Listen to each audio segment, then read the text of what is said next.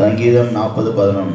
கர்த்தாவே, நீர் உம்முடைய இரக்கங்களை எனக்கு கிடையாமற் போக பண்ணாதேயும். உமது கிருபையும் உமது உண்மையும் எப்பொழுதும் என்னை காக்க கடவது. கர்த்தருடைய பரிசுத்த நாமம் துதிக்கப்படுவதாக. கர்த்தர் நல்லவர், அவர் கிருபை ஒன்றும் உள்ளது. இந்த நாள் தியானத்துக்கு ஆண்டவர் தந்த இந்த நல்ல வசனத்துக்காக ஆண்டவரை துதிக்கிறேன், சோதரிக்கிறேன். இங்கே இந்த சங்கீதக்காரன் சொல்லுகிறார், கர்த்தாவே, நீர் உம்முடைய இரக்கங்கள் எனக்கு கிடையாமற் போக பண்ணாதையும், உமது கிருபையும் உமது உண்மையும் எப்பொழுதும் என்னை காக்க கடவுது என்று சொல்லுகிறார்.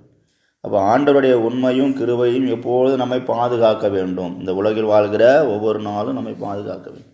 அதுதான் அந்த வசனத்தை அவர் முக்கியத்துவப்படுத்துகிறார். அப்போ எப்பொழுதும் நம்மை பாதுகாக்கணும். அப்போ எது பாதுகாக்க வேண்டும்?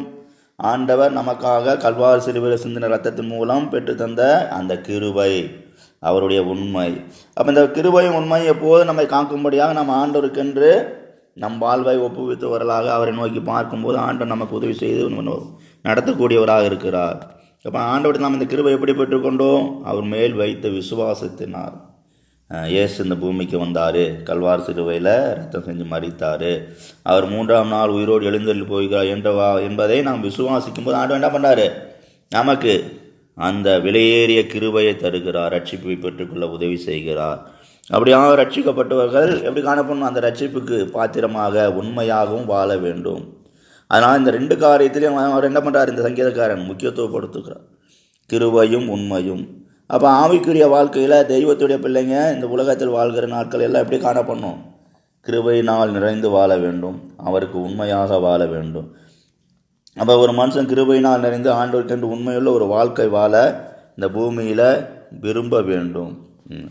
ஆண்டவரும் ஒரு விதத்தில் நமக்கு உதவி செய்வார். நாமளும் மறுபகுதி என்ன பண்ணணும்? நம்முடைய வாழ்க்கை அவர் கரத்தில் தந்து அவரை நோக்கி பார்க்க வேண்டும். அப்போது ஆண்டோடைய பெரிதான கிருபை என்ன பண்ணும்? நம்ம மத்தியிலிருந்து வெளிப்பட்டு கொண்டே இருக்கும். ஆண்டவர் கிருபையினால் நம்ம பலப்படுத்துவோம், ஒவ்வொரு நாளும் பலப்படுத்துவோம். கிருபையினால் பலப்படுத்தி கிருபாவரங்கள் நம்ம மத்தியிலிருந்து கிரியை செய்யும்படியாக அவர்களுடைய நிலவரத்துக்கு ஏற்றப்பார் என்ன பண்ணுவார்? ஏற்றவாறு கிருபைகளை தந்து கிருபாவாத்தை நான் பலப்படுத்தி அவங்களை எடுத்து பயன்படுத்த தொடங்குவார்.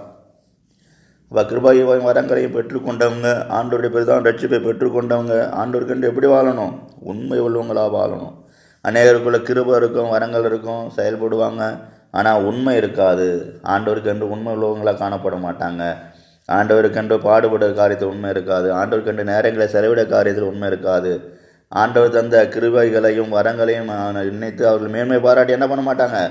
உண்மையாக காணப்பட மாட்டார்கள். அப்போ ஆண்டோடைய தந்த கிருபைக்கும் அவர் கிருபா வரங்களுக்கும் நம்ம எப்போது எப்படி காணப்படணும்? பயந்து அவருக்கு கீழ்ப்படிந்து ஒரு தாழ்மை உள்ளவங்களாக காணப்படணும். எல்லா காரியத்திலும் ஆண்டோடத்தில் நாம் சொல்லி நம்முடைய ஜபங்களில் நம்ம தெரியப்படுத்தி அவர் சமூகத்தில் நாம் உண்மை உள்ளவங்களாக காணப்படணும். இப்படி வாழும்போது ஆண்டவர் என்ன பண்ணுவார்? நாம் நடக்கிற பாதையில் நமக்கு போதுமானவராக இருந்து அவர் கிருபையும் உண்மையும் நம்மை காக்கும்படியாக அவர் நமக்கு உதவி செய்வார். அப்போ நமக்கு ஆண்டவர் தந்தது அந்த பெரிதான கிருபை என்னது? அவருடைய இரக்கம். அவருடைய பெரிதான இரக்கத்தினால் நாம் இந்த நாள் எப்படி காணப்பட்டிருக்கிறோம்? அவர் பெரிதான ரட்சிப்பை பெற்றுக்கொண்டு அவர் கிருபா வரங்களால் நிறைந்தவர்களாக அவருக்கென்று நாம் செயல்பட்டு கொண்டிருக்கிறோம். அவருக்கென்று இந்த பூமியில் வாழ்ந்து கொண்டிருக்கிறோம். இதை நாம் இந்த பூமியில் ஒருபோதும் மறந்து போகக்கூடாது. அதனால் தான் சங்கீதக்காரன் சொன்னது போல் நாம் கூட இந்த வேலையில் கூட ஆண்டவரே உமது கிருபையும் உண்மையும் என்னை எப்போதும் பாதுகாக்க வேண்டும். எந்த ஒரு சூழ்நிலையிலும் ஆண்டவரே நாம் உண்மை என்ன பண்ணக்கூடாது? விட்டு வழி விலகி போகக்கூடாது. நம்முடைய சத்தியத்தை விட்டு வழி விலகி போகக்கூடாது.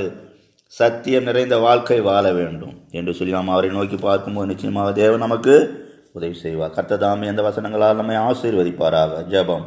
கிருபையும் சிநேகம் நிறைந்த நல்ல தெய்வமே நன்றி செலுத்துவோம். இந்த வார்த்தைகளால் நம்முடைய பிள்ளைகள் ஒவ்வொருவரும் ஆசீர்வதிங்க. உங்கள் உண்மையினாலும் கிருபையினால காத்துக்கொள்ளுங்க.